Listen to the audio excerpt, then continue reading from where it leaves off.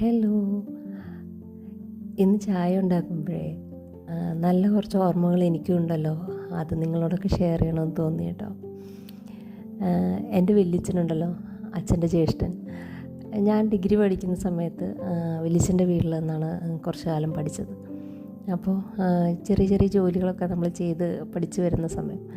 അപ്പോൾ ആ സമയത്ത് ഞാൻ ചായ ഉണ്ടാക്കുമ്പോഴേ വല്യച്ഛൻ എന്നോട് പറയും, അടുത്ത് വന്ന് നിന്നിങ്ങനെ പറഞ്ഞു തരും, പാല് നന്നായിട്ട് തിളക്കണം, അതിലുള്ള വെള്ളത്തിൻ്റെ പച്ചച്ചുവയെല്ലാം മാറണം,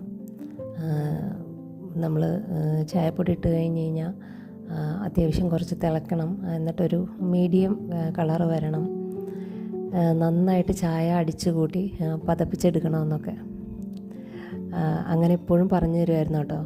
അങ്ങനെയൊക്കെ ചെയ്താണ് കേട്ടോ ചായ ഞാൻ നന്നായിട്ട് ഉണ്ടാക്കാൻ പഠിച്ചത്. പിന്നെ ഞാനും എൻ്റെ സുഹൃത്തും ഞങ്ങൾ ഒരു ദിവസത്തിൻ്റെ പകുതി സമയം ഒരുമിച്ച് തന്നെയാണ്. പക്ഷേ ഞങ്ങൾക്കുള്ള സങ്കടങ്ങളും അതുപോലെ ടെൻഷൻസും സന്തോഷം ഇതൊക്കെ എപ്പോൾ വന്നാലും ഞങ്ങളെടുക്കുന്ന ഒരു ടീ ബ്രേക്ക് ആയിരിക്കും.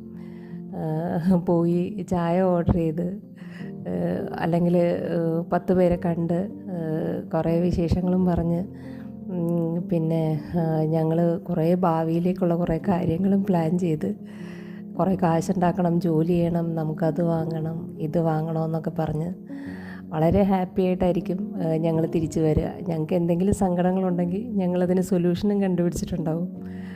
അപ്പോൾ ചായ എന്ന് പറയുമ്പോൾ എനിക്കിതുപോലുള്ള കുറേ നല്ല ഓർമ്മകളുണ്ട് കേട്ടോ. നിങ്ങൾക്കോ?